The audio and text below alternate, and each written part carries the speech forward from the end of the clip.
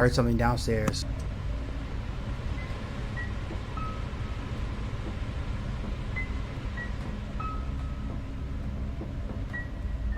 So I'm gonna end up dying because I told those kids that I was babysitting or house sitting.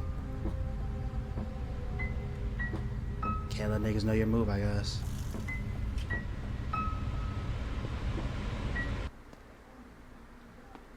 Why did it all just stop?